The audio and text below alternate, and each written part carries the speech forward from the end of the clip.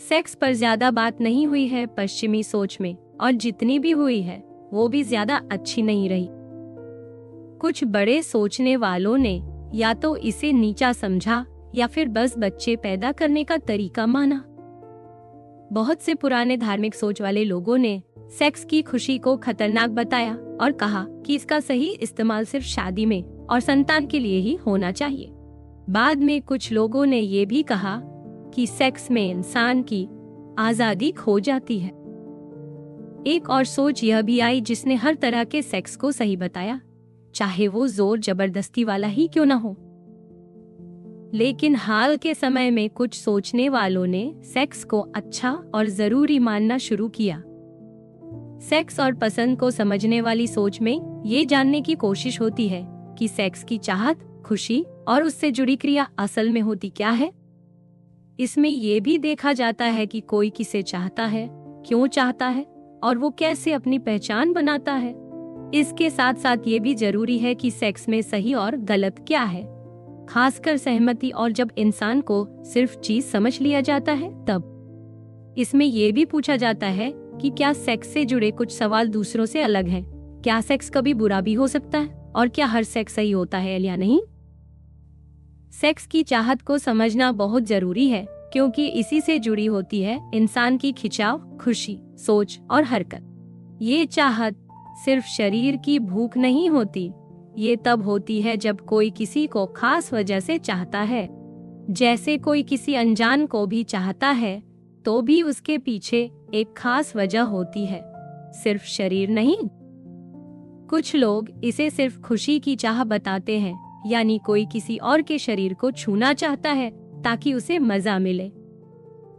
लेकिन कुछ हालात ऐसे भी होते हैं जहां सामने वाला इंसान जरूरी नहीं होता, जैसे अकेले में या दूसरों को देखकर मजा लेना।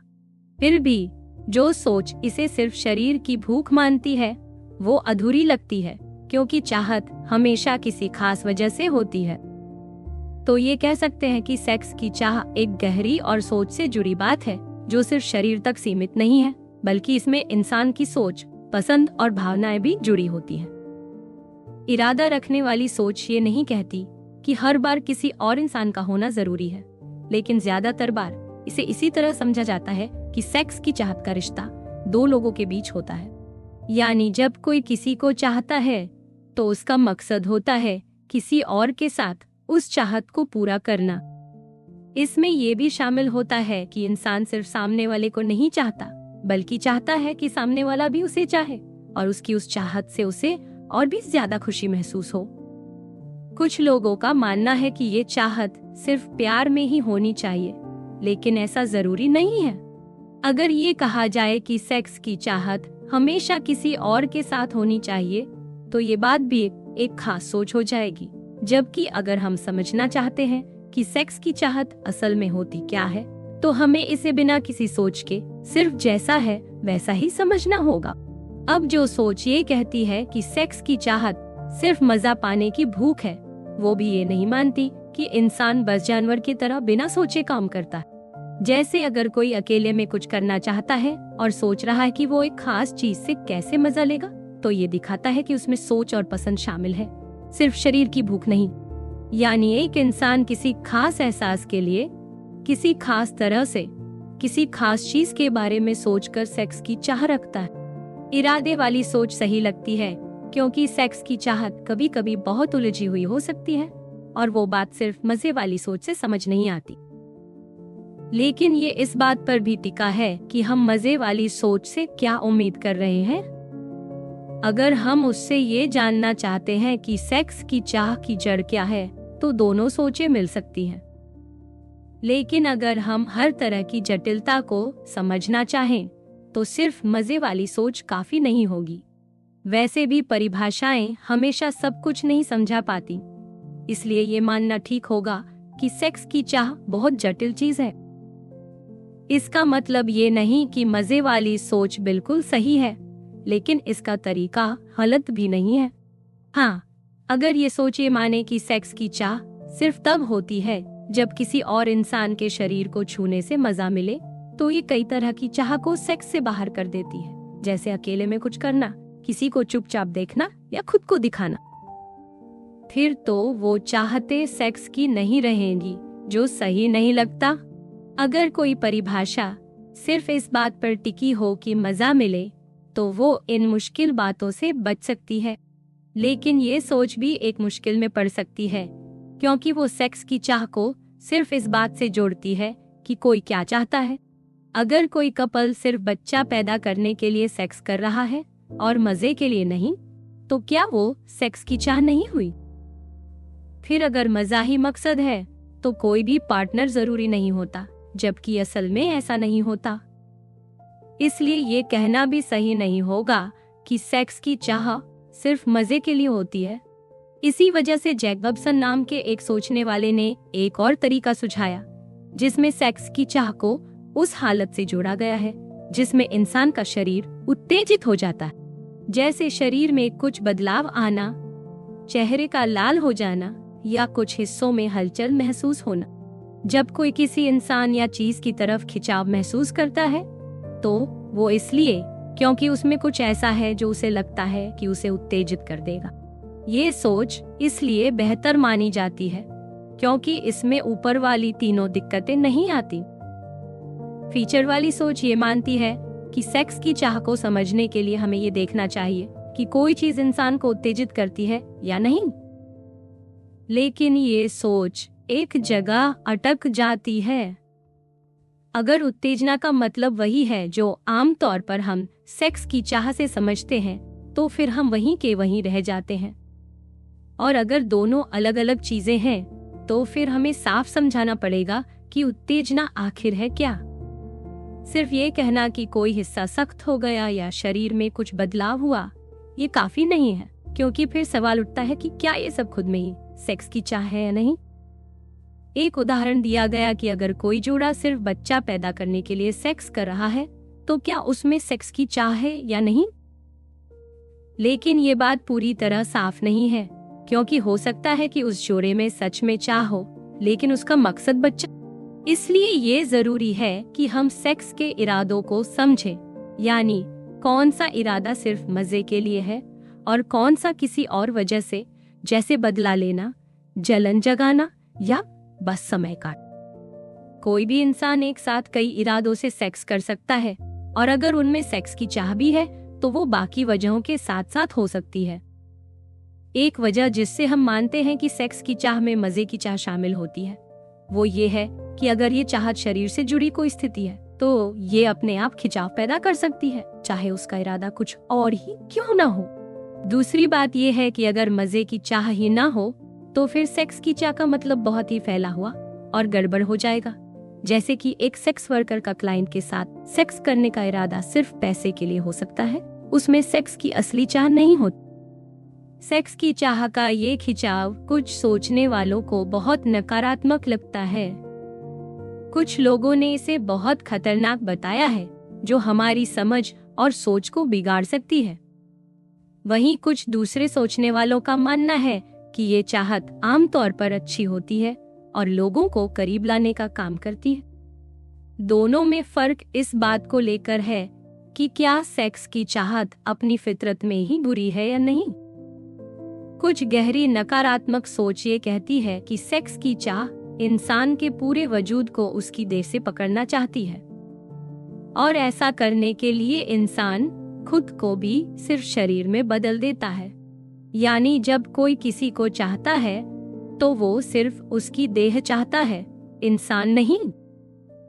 एक और सोच के मुताबिक सेक्स की चाह किसी की इंसानियत को भूलकर सिर्फ उसके जिस्म को देखती है। लेकिन इसका मतलब ये नहीं कि कोई चाहने वाला सामने वाले की लाश या बेहोश शरीर से भी उतना ही खुश हो जाएगा। ये भी सही नहीं है कि सेक्स के दौरान कोई इंसान सामने वाले को पूरी तरह चीज बना देता है, बल्कि वो बस सामने वाले की इच्छा और जरूरत को अपने मजे का जरिया बना देता है। इन सब सोचों से ये बात निकलती है कि जब कोई किसी को सेक्स के नजरिए से चाहता है, तो वो ज्यादातर उसके शरीर की तरफ खिंचता है, उसके बाकी गुणों की नहीं। सेक्स को लेकर जो लोग सकारात्मक सोच रखते हैं, उनका मानना है कि भले ही इसमें कभी कभी मुश्किलें आ सकती हैं, लेकिन ऐसा हमेशा नहीं होता। उनके लिए ये कोई परेशानी की बात नहीं है कि ये चाहत शरीर पर केंद्रित होती है। उनका कहना है कि सेक्स एक ऐसा तरीका है जो लोगों को बहुत करीब लाता है, उनके बीच भरोसा बनाता है और रिश्तों को मजबूत करता है। उनके हिसाब से सेक्स सिर्फ शरीर का रिश्ता नहीं होता, बल्कि इससे हम सामने वाले की सोच, दिल और उसके पूरे व्यक्तित्व से जुड़ते हैं। उनके मुताबिक सेक्स एक ऐसा प्राकृतिक तरीका है जिससे लोग एक दूसरे को शरीर के जरिए महसूस करते हैं और जुड़ते हैं। उनका ये भी मानना है कि सेक्स की खुशी अपने आप में बहुत कीमती है और इसे सिर्फ किसी और मकसद का जरिया मानना सही नहीं है। अब बात करते हैं कि सेक्सुअल एक्टिविटी या सेक्स का काम आखिर होता क्या। इसे तय करना आसान नहीं है, क्योंकि हर इंसान इसे अलग अलग तरीके से समझता है। जैसे आम बातचीत में कुछ लोग अकेले में की गई हरकतों, फोन पर बात करते हुए या कंप्यूटर के जरिए हुई चीजों को सेक्स मानते हैं और कुछ लोग नहीं। जैसे अकेले में कुछ करना या किसी को देखकर मजा लेना, ये सब सेक्सुअल एक्टिविटी में आ सकते हैं, लेकिन इसे सेक्स करना नहीं कहते। हाल ही में ये भी कहा गया है कि ये सब चीजें एक ही रेखा पर हैं, चाहे कोई अकेले कर रहा हो या किसी के साथ। सेक्सुअल एक्टिविटी को समझने के लिए कुछ मापदंड रखे गए हैं, लेकिन उनमें भी दिक्कतें हैं। जैसे एक तरीका ये कहता है कि सेक्स वहीं होता है जहां बच्चा पैदा करने की कोशिश हो, लेकिन इससे उन सभी मामलों को बाहर कर दिया जाता है जो प्रजनन से जुड़े नहीं हैं। दूसरा तरीका ये मानता है कि शरीर के खास हिस्सों को छूना ही सेक्स है, लेकिन कभी कभी डॉक्टर भी ऐसा करते हैं और कुछ बार बिना छुए भी इंसान उत्तेजित हो सकता है। एक और सोच ये है कि सेक्स वही है जहां सेक्स की खुशी मिलती है, लेकिन कई बार ऐसा होता है कि किसी क्रिया से खुशी नहीं मिलती, फिर भी वो सेक्स का हिस्सा मानी जाती है। या फिर किसी को सिर्फ देखकर थोड़ा सा मजा महसूस होता है, तो क्या वो सेक्सुअल एक्टिविटी मानी जाएगी? शायद नहीं, जब तक उसमें इंसान की मंशा न जुड़ी हो। फिर एक तरीका ये भी है कि इंसान क्या सोचकर वो काम कर रहा है, यानी उसकी नीयत क्या है। जैसे अगर कोई चाहता है कि उसे या किसी और को सेक्स की खुशी मिले, तो वो काम सेक्स का हिस्सा हो सकता है। लेकिन अगर कोई सिर्फ बच्चा पैदा करने के लिए ये कर रहा है, तो भी वो सेक्स का काम ही होगा, भले ही खुशी का इरादा न हो। और अगर कोई किसी अजीब हरकत से किसी को खुश करने की कोशिश करे, जैसे कोई गाना गाकर, तो उसे सेक्स नहीं कह सकते, क्योंकि उस काम में कोई सेक्स की चीज शामिल ही नहीं है। एक और समझ ये कहती है कि सेक्स की चाह ही बताती है कि कोई काम सेक्सुअल एक्टिविटी है या नहीं। यानी जब कोई किसी और के शरीर से संपर्क चाहता है और उस संपर्क से मिलने वाली खुशी चाहता है, तो फिर जो भी वो कर रहा है वो सेक्सुअल एक्टिविटी कहलाएगी। मतलब जब कोई काम इंसान की इस चाहत को पूरा करता है, तो वही सेक्स का काम माना जाएगा। सेक्स की चाह को पूरा करने वाला हर काम सेक्सुअल एक्ट नहीं होता। जैसे अगर कोई सेक्स वर्कर किसी मर्द को खुश कर रही है, तो जरूरी नहीं कि वो खुद भी सेक्स की चाह रखती हो। यानी किसी एक की चाह पूरी हो रही है, लेकिन दूसरे की नहीं। तो किसी की चाह पूरी होना किसी एक्ट को सेक्सुअल कहने के लिए काफी नहीं है। अब अगर हम मान लें कि चाह पूरी होने का मतलब है कि अब वो चाहत खत्म हो गई है, तो फिर ठंडे पानी से नहाना या किसी और चीज में ध्यान लगाना भी सेक्सुअल एक्ट कहलाने लगेगा, क्योंकि वो भी चाह को रोक देते हैं। लेकिन ऐसा नहीं होता। और अगर चाह पूरी होने का मतलब है कि जिस खुशी की तलाश थी वो मिल गई, तो फिर परिभाषा गोल गोल घूमने लगती है। इसलिए सिर्फ सेक्स की चाह को आधार बनाकर किसी काम को सेक्सुअल एक्ट नहीं कहा जा सकता। अब तक जितनी भी परिभाषाएं दी गई हैं, उनमें कोई भी एक अकेली परिभाषा सब कुछ साफ नहीं करती। शायद इसकी वजह ये है कि कोई भी सेक्सुअल एक्ट एक ही बात पर नहीं टिकता। कभी उसका मकसद जरूरी होता है, कभी शरीर का संपर्क, कभी इंसान की नीयत। इस वजह से कुछ लोग ये मानते हैं कि हमें एक ऐसी परिभाषा चाहिए जो कई चीजों को मिलाकर बने। जैसे कोई काम सेक्सुअल तब माना जाएगा अगर वो किसी की सेक्स की चाह पूरी करता है, उसमें शरीर के खास हिस्सों का संपर्क हो या वो आम सेक्सुअल एक्टिविटी जैसा दिखे।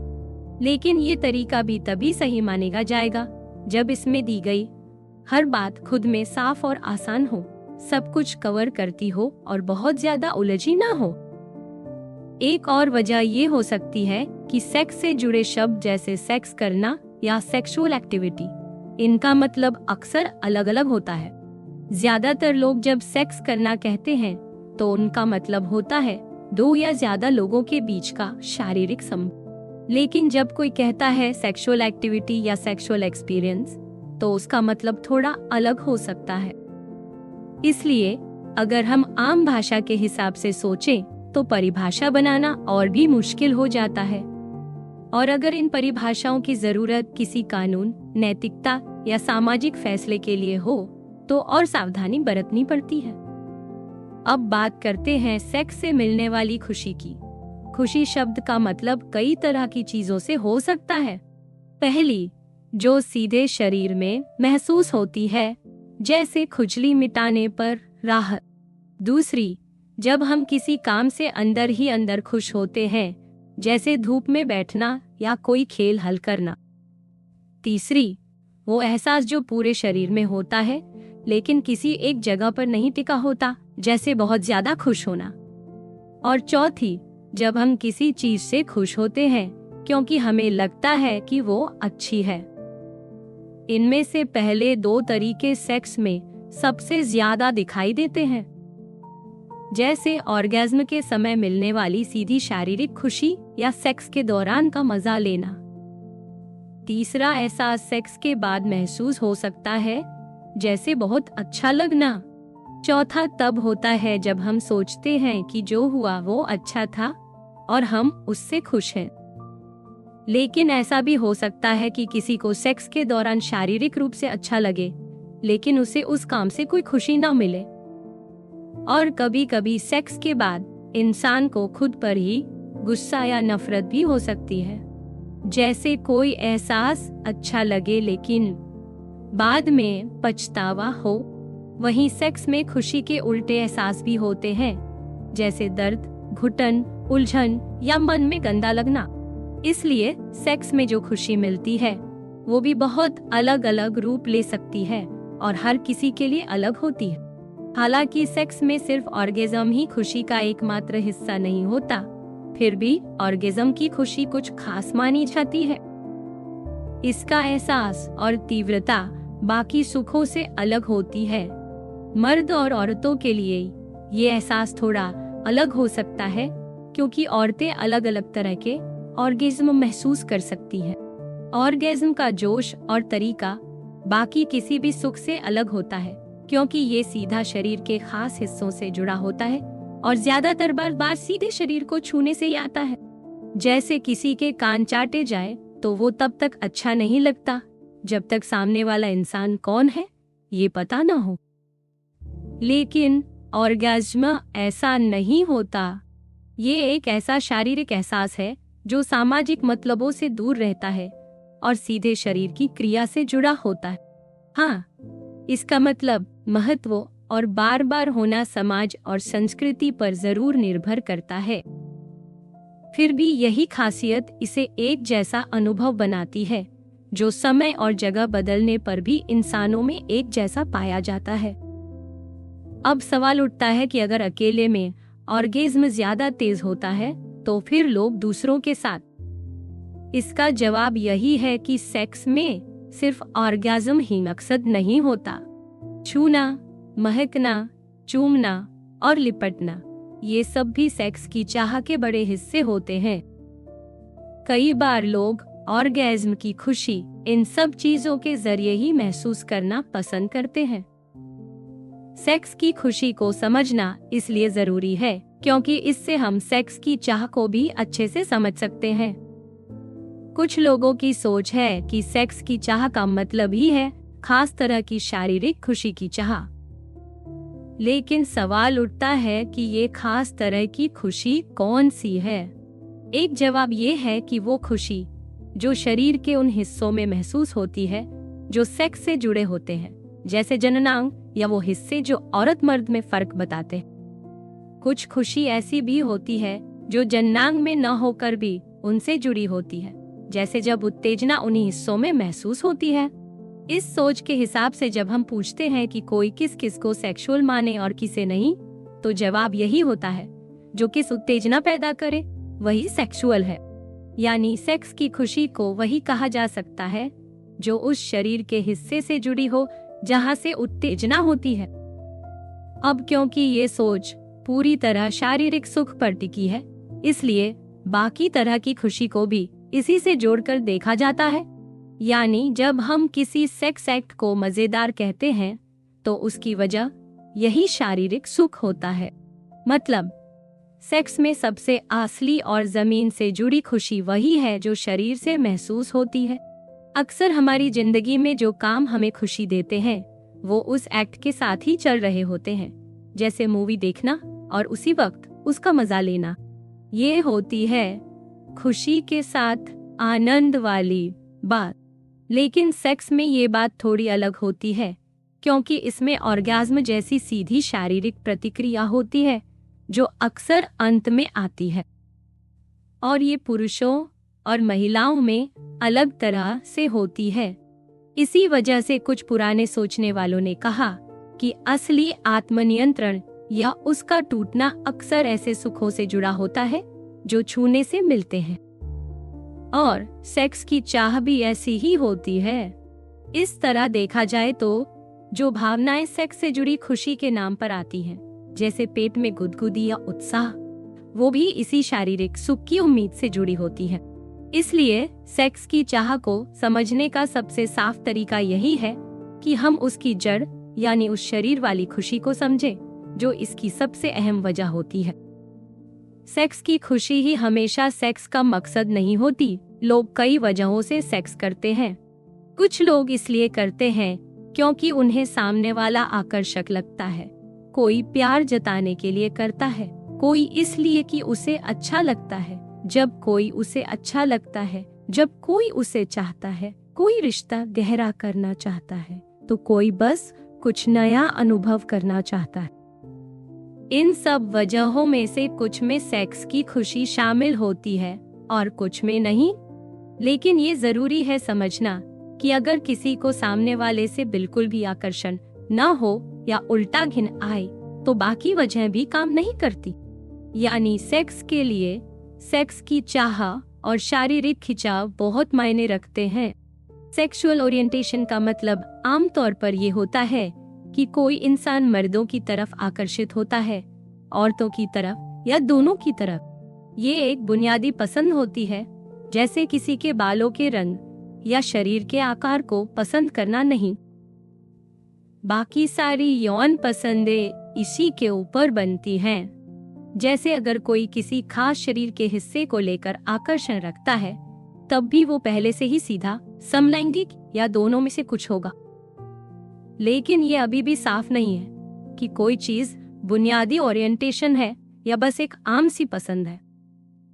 कुछ लोगों का मानना है कि अगर किसी इंसान की कोई यौन इच्छा उसके मानसिक सुख और जरूरत से जुड़ी है, तभी उसे ओरिएंटेशन कहा जाना चाहिए।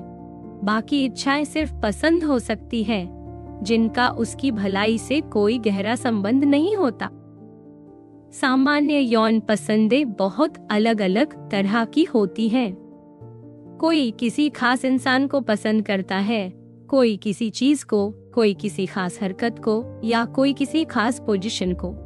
ये सब उस इंसान की अपनी जिंदगी और समाज कल्चर पर भी निर्भर करता है। कुछ यौन पसंदों को गंदा माना जाता है, कुछ को गलत और कुछ को दोनों। लेकिन कुछ पसंदें ऐसी भी होती हैं जो ठीक लगती हैं या कभी कभी समझ से बाहर होती हैं। जैसे अगर कोई किसी खास नस्ल या जाति के लोगों की तरफ खिंचाव रखता है तो कभी ही बस पसंद हो सकती है और कभी इसके पीछे कोई गलत सोच या भेदभाव भी हो सकता है। अब जब हम फिर से यौन ओरिएंटेशन की बात करते हैं तो कुछ सोचने वालों का मानना है कि इसकी आम समझ में कई गड़बड़ियां होती हैं। जैसे ये मानना कि दुनिया में सिर्फ 3 ओरिएंटेशन होते हैं, सीधा, समलैंगिक या दोनों। या ये सोचना कि किसी इंसान का जेंडर और सेक्स वही होता है जो उसकी चाहत का आधार है। जैसे कोई मर्द अगर मर्दों की तरफ खिंचता है तो वो समलैंगिक है। लेकिन इसमें ये सवाल भी उठता है कि वो खिंचाव किसी के जेंडर की वजह से है या शरीर की बनावट की वजह से। इसके अलावा ये सोच जेंडर को सिर्फ 2 हिस्सों में बांटती है, जबकि बहुत से लोग इन दोनों से बाहर भी होते हैं और ये भी साफ नहीं होता कि हम किस तरह की खिंचाव की बात कर रहे हैं, सिर्फ सेक्स वाली या भावनात्मक वाली भी। और आखिर में इस सोच में ये भी मान लिया जाता है कि हर समय और हर जगह, हर समाज में ये 3 ओरिएंटेशन मौजूद रहे हैं, जबकि हर दौर और जगह की सोच और समझ अलग रही है। इसलिए यौन पसंद और ओरिएंटेशन को समझना आसान नहीं है और इन सब चीजों को बहुत ही खुली और साफ नजर से देखने की जरूरत है। क्या सिर्फ 3 तरह की सेक्सुअल ओरिएंटेशन होती हैं? इसका कोई ठोस कारण है या नहीं, ये सवाल जरूरी है। कुछ मर्द ऐसे होते हैं जो ऊपर से औरतों जैसे शरीर की तरफ खिंचते हैं, लेकिन नीचे से मर्दाना शरीर की तरफ। अब ऐसे लोग साफ साफ इन तीनों तरह की ओरिएंटेशन में नहीं आते। कुछ मर्द छोटे लड़कों और औरतों दोनों की तरफ खींचते हैं, तो क्या उन्हें दोनों तरफ झुकाव वाला कहा जाए? फिर ऐसे लोग भी होते हैं जो बच्चों या जानवरों की तरफ खींचते हैं। अगर इन सबको भी अलग अलग ओरिएंटेशन मानी जाए तो इनकी गिनती बहुत बढ़ सकती। जैसे अगर कोई इंसान अलग अलग जानवरों की तरफ आकर्षित होता है तो हर जानवर के लिए उसकी अलग ओरिएंटेशन मानी जाएगी। अब ये इस पर भी निर्भर करता है कि हम इन अपवादों को मानते हैं या नहीं और किस मकसद से हम लोगों को किसी खास ओरिएंटेशन के तहत रखते हैं। अब सवाल ये भी है कि किसी इंसान की अपनी जेंडर या सेक्स उसकी ओरिएंटेशन की परिभाषा में क्यों आती है। जैसे अगर कोई मर्द जो पहले औरतों की तरफ खिंचता था अब जेंडर बदलकर औरत बन गया, लेकिन उसकी पसंद वही रही, तो क्या वो समलैंगिक कहलाएगा? अगर हम उस इंसान की अपनी पहचान को परिभाषा से हटा दें तो उसकी ओरिएंटेशन वही रहेगी। इसका जवाब शायद इस बात पर निर्भर करता है कि हम किस सोच और फायदे के हिसाब से उस ओरिएंटेशन को समझते हैं। एक और उलझन तब आती है जब सेक्स और जेंडर के बीच कोई साफ फर्क नहीं किया जाता। मान लो कोई मर्द एक ऐसे इंसान की तरफ खिंचता है जो शरीर से मर्द है लेकिन खुद को औरत मानता है। अब ये तय करना मुश्किल है कि वो इंसान समलैंगिक है या सीधा, क्योंकि अगर वो समलैंगिक है तो फिर वो किसी को पसंद क्यों कर रहा है जो औरत जैसा दिखता है, और अगर वो सीधा है तो फिर वो शरीर से मर्द की तरफ खिंच क्यों रहा है। इसलिए कुछ लोग कहते हैं कि सेक्स और जेंडर दोनों को ओरिएंटेशन में शामिल करना चाहिए। हो सकता है कि जेंडर की तरफ खिंचाव को बस पसंद माना जाए, जबकि शरीर की तरफ खिंचाव को असली ओरिएंटेशन। इसी बात से जुड़ा एक और मुद्दा है। आम सोच में जेंडर और सेक्स को बस 2 हिस्सों में बांटा जाता है और इसमें ट्रांस लोग तो आते हैं, लेकिन जो लोग खुद को इन दोनों में नहीं मानते उनके लिए कोई जगह नहीं होती। जैसे कोई औरत, चाहे वो जन्म से औरत हो या बाद में बनी हो, अगर मर्दों की तरफ खिंचती है तो उसे सीधी कहा जाएगा। लेकिन जो लोग जेंडर फ्लूइड होते हैं या जिनकी पहचान 2 हिस्सों के बीच नहीं आती, वो इस सोच से बाहर रह जाते हैं। कुछ बड़ी संस्थाएं जैसे मनोविज्ञान से जुड़ी संस्थाएं ये मानती हैं कि सेक्सुअल ओरिएंटेशन में इमोशनल खिंचाव भी शामिल होता है। जैसे कोई मर्द अगर किसी औरत की तरफ सिर्फ इमोशनली खिंचता है तो भी उसे सीधा कहा जा सकता है, चाहे वो सेक्सुअली मर्दों की तरफ खिंचता हो। लेकिन इससे समझने में गड़बड़ हो जाती है। शायद यही वजह है कि कुछ लोग कहते हैं कि ओरिएंटेशन को सिर्फ सेक्सुअल खिंचाव तक ही सीमित रखना बेहतर है। हालांकि कुछ लोग ये भी मानते हैं कि रोमांटिक खिंचाव को शामिल करना भी सही हो सकता है, क्योंकि उसमें भी अक्सर सेक्स की भावना होती है। इस तरह देखा जाए तो सेक्सुअल ओरिएंटेशन को लेकर जो आम सोच है उसमें कई सवाल और उलझने हैं जिन्हें समझने और ठीक करने की जरूरत है, ताकि हर किसी की पहचान को साफ और सही ढंग से समझा जा सके। जो आम सोच है सेक्सुअल ओरिएंटेशन को लेकर, वो सिर्फ इंसान के व्यवहार पर नहीं टिकी होती, लेकिन ये भी साफ नहीं बताती कि फिर हमें किस पर ध्यान देना चाहिए।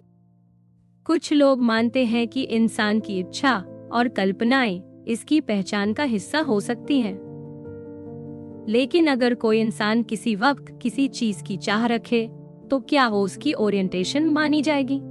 जैसे अगर कोई आदमी भेड़ के साथ सेक्स करने की इच्छा रखे तो क्या वो जानवरों की तरफ झुकाव वाला कहलाएगा? जरूरी नहीं। ऐसे ही अगर कोई सीधा आदमी किसी और मर्द से ओरल सेक्स की इच्छा रखे तो भी उसे समलैंगिक नहीं कह सकते। अब अगर हम बार बार आने वाली इच्छाओं को मान लें तो फिर भी दिक्कतें होंगी, क्योंकि वही हालात बार बार दोहराए जा सकते हैं। कभी कभी इस सवाल का जवाब इस पर भी निर्भर करता है कि किसी खास स्थिति में इंसान क्या पसंद करता है। जैसे अगर किसी को किसी मर्द का ओरल सेक्स पसंद आता है, लेकिन आदर्श स्थिति में वो किसी औरत को चुनता, तो शायद वो सीधा ही कहलाए। मगर ये तय करना आसान नहीं है, क्योंकि हो सकता है उसे किसी खास इंसान का तरीका ही पसंद हो, न कि उसका जेंडर। अब कुछ लोग मानते हैं कि कल्पनाएं ज्यादा साफ तरीके से बताती हैं कि इंसान की सेक्सुअल ओरिएंटेशन क्या है। लेकिन फिर फर्क करना पड़ेगा कि कौन सी कल्पना उसकी असली पसंद दिखा रही है और कौन सी बस एक बार की सोच है। हो सकता है हम ये जानने के लिए देखें कि किस चीज ने उसे पहली बार खींचा, बिना ज्यादा सोचे समझे। जैसे कोई आदमी किसी मर्द की खास सेक्स स्किल से प्रभावित है, लेकिन उसे सबसे पहले ध्यान औरतों की तरफ ही जाता है। अब बात करते हैं दो तरह की सोच की। एक जो मानती है कि सेक्सुअल ओरिएंटेशन हमेशा से एक जैसी रही है, और दूसरी जो कहती है कि ये समाज और समय के हिसाब से बदलती है। पहली सोच कहती है कि समलैंगिक, विषमलैंगिक और उभयलिंगी लोग हमेशा रहे हैं, हर संस्कृति और हर समय में। दूसरी सोच कहती है कि ये शब्द और उनकी पहचान एक खास दौर और जगह से जुड़ी है। यानी हो सकता है प्राचीन यूनान में समलैंगिक लोग थे, लेकिन उन्हें उस नजर से नहीं देखा जाता था जैसा आज देखा जाता है। अब मान लो पुराने समय के कुछ मर्द लड़कों और औरतों दोनों के साथ सेक्स करते थे, क्या वो सब उभयलिंगी थे? हो सकता है, लेकिन अगर ऐसा है तो उस समय इतने ज्यादा उभयलिंगी मर्द क्यों थे? शायद इसका जवाब ये हो सकता है कि उस समाज में सीधा होना जरूरी नहीं था और मर्दों को नारी सुलभ चीजों की ओर खिंचाव रखना सिखाया जाता। इससे ये समझ आता है कि भले ही इंसान की बुनियादी चाहते शरीर में जन्म से हो, फिर भी समाज का असर इस पर बहुत गहरा होता है। अगर हम ये माने कि ओरिएंटेशन हर जगह और हर समय एक जैसी है, तो हमें इसका सबूत भी हर जगह दिखाना होगा। और अगर हम कुछ जगहों को छोड़ देते हैं, तो फिर हमें ये मानना पड़ेगा कि समाज की बनावट भी इंसान की चाहत को बदल सकती है। हो सकता है दोनों सोचों का थोड़ा थोड़ा सच होना ही असली जवाब हो। यानी हमारे अंदर की चाहतें इतनी पक्की तो होती है कि वो अपने ही जैसे इंसानों की तरफ जाती है, लेकिन इतनी सख्त भी नहीं होती कि सिर्फ 3 तरह की ओरिएंटेशन तक ही सीमित रहे। और साथ ही समाज भी हमारे सोचने और चाहने के तरीके को काफी हद तक ढालता है। दार्शनिकों ने हाल ही में ऐसे लोगों में दिलचस्पी लेनी शुरू की है जो किसी की तरफ यौन आकर्षण महसूस नहीं करते, यानी जिन्हें हम एसेक्सुअल कहते हैं। ये लोग दूसरों से शारीरिक रूप से नहीं जुड़ते, लेकिन इसका मतलब ये नहीं कि उनके अंदर यौन इच्छा या शारीरिक सुख की चाह नहीं होती। बहुत से ऐसे लोग होते हैं जो सेक्स करते हैं, खुद से भी संतुष्टि लेते हैं और कभी कभी रोमांटिक भावनाएं भी महसूस करते हैं। कई बार वो सिर्फ आनंद के लिए या तनाव कम करने के लिए हस्तमैथुन भी करते हैं, लेकिन उनके सपने और कल्पनाएं अक्सर उनसे जुड़ी नहीं होती, यानी वो खुद को उस कल्पना का हिस्सा नहीं मानते। ऐसे लोग दूसरों को देखकर वैसे यौन संकेत महसूस नहीं करते जैसे आम लोग करते हैं।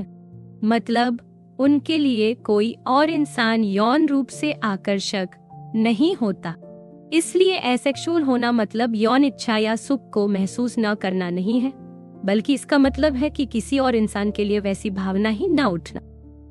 इसलिए ये कहना ठीक होगा कि उनके अंदर यौन इच्छा हो सकती है, लेकिन वो किसी की ओर से नहीं आती। अब सवाल ये उठता है कि क्या एसेक्सुअल होना एक यौन ओरिएंटेशन है या बस किसी ओरिएंटेशन का ना होना। कुछ लोग कहते हैं कि ये एक पहचान है क्योंकि ये स्थायी होती है और इंसान की सोच और व्यवहार पर असर डालती है। वहीं कुछ लोग मानते हैं कि ये कोई ओरिएंटेशन नहीं बल्कि खालीपन है। फिर भी कई लोग कहते हैं कि अगर एसेक्सुअल लोग लगातार किसी की ओर आकर्षित नहीं होते और यही उनकी पहचान है, तो इसे एक अलग किस्म की यौन पहचान माना जा सकता। और अगर इसे एक ओरिएंटेशन माना जाए तो इससे उन्हें समाज और कानून में कुछ अधिकार और सुरक्षा मिल सकती है। अब बात आती है यौन पहचान की। जब कोई कहता है कि मैं समलैंगिक हूँ, तो उसका मतलब सिर्फ जानकारी देना नहीं होता। कभी ये एक राजनीतिक या सांस्कृतिक बयान भी होता है, जैसे कोई कहे कि मैं समलैंगिक हूँ, ताकि समाज में अपनी जगह और पहचान को मजबूत कर सके। कई बार ये बात खुद को या दूसरों को समझाने के लिए भी कही जाती है, ताकि खुद को और अपने अनुभवों को बेहतर ढंग से समझा जाके। यौन पहचान को लेकर इंसान के पास विकल्प होते हैं। कोई चाहे तो किसी पहचान को अपना सकता है, नजरअंदाज कर सकता है या पूरी तरह से छोड़ भी सकता है। जैसे कोई समलैंगिक होने के बावजूद खुद को उस पहचान से जोड़ना जरूरी नहीं समझता। हो सकता है वो इस पहचान को ज्यादा अहमियत ना देता हो, या उसे उस संस्कृति का हिस्सा बनना पसंद ना हो, या फिर उसके कुछ धार्मिक या निजी कारण हो। वहीं कोई महिला अगर अपने आप को सीधी कहती है, लेकिन ऐसा माहौल है जहां समलैंगिक लोग दबाव में हैं, तो उस पहचान को जाहिर करना विवाद का कारण बन सकता है। यही वजह है कि यौन पहचान केवल शरीर की पसंद से नहीं बनती, बल्कि इसमें समाज, संस्कृति और सोच का बहुत बड़ा रोल होता है।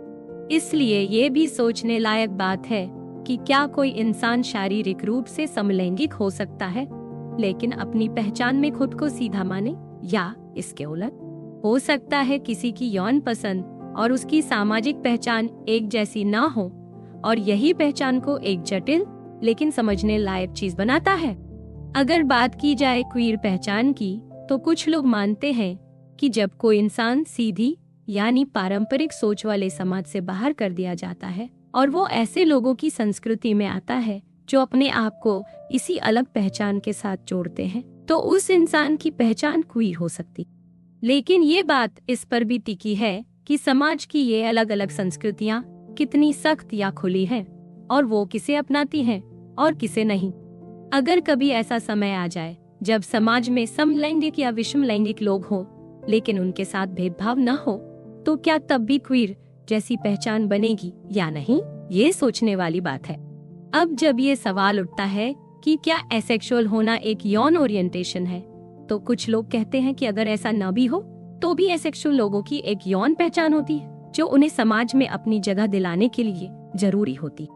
इसलिए भले ही उन्हें किसी की तरफ आकर्षण न हो, लेकिन फिर भी उनकी एक पहचान, और उसी के आधार पर उन्हें सामाजिक और कानूनी सुरक्षा मिलनी चाहिए। अब अच्छा सेक्स सिर्फ मजेदार या आनंददायक होने से नहीं बनता, बल्कि उसमें नैतिकता, सुंदरता, व्यवहारिकता और कानून की भी भूमिका होती है। कभी कभी सेक्स को सौंदर्य की नजर से भी देखा जाता है, जैसे कि उसमें तालमेल हो, पूरा हो और दोनों लोगों की उम्मीदों को पूरा करता हो। कुछ लोग मानते हैं कि अगर सेक्स का अनुभव जुड़ा हुआ हो, समझ में आता हो और पूरा महसूस हो, तो उसे एक सुंदर अनुभव माना जा सकता है। कभी कभी सेक्स को खराब भी कहा जा सकता है अगर उसका कोई नकारात्मक असर हो, जैसे किसी नेता का निजी चैट सार्वजनिक हो जाना, बिना सुरक्षा के संबंध बनाना जिससे बीमारी का खतरा हो, या बिना इच्छा के गर्भ ठहर जाना। अगर सेक्स के बाद कुछ अच्छा हो जाए, जैसे जोश बढ़ना, वजन कम होना या बच्चा होना, तो उसे व्यवहारिक रूप से अच्छा कहा जा सकता। वैसे देखा जाए तो ज्यादातर लोग अच्छे सेक्स का मतलब आनंददायक अनुभव से ही निकालते हैं। सेक्स कैसा रहा ये इस बात पर भी टिका होता है कि उसमें कितनी खुशी या तकलीफ मिली। लेकिन कुछ लोगों के लिए दर्द भी सेक्स का हिस्सा होता है, जैसे बीडीएसएम जैसी चीजों में। खुशी भी दो तरह की होती है, एक जो सिर्फ महसूस होती है और दूसरी जो दिल से जुड़ी होती है। जहां तक सेक्स और नैतिकता की बात है, कुछ लोग मानते हैं कि सेक्स तभी सही है जब वो शादी या प्रेम से जुड़ा हो। उनका मानना है कि हमारे शरीर के अंगों का एक खास मकसद होता है और हमें उसी मकसद से सेक्स करना चाहिए, जैसे बच्चे पैदा करना और उन्हें बड़ा करना। उनके हिसाब से अगर कोई बिना शादी के सेक्स करता है या एक ही लिंग के साथ संबंध बनाता है, तो वो शरीर की उस क्षमता का गलत इस्तेमाल कर रहा होता है।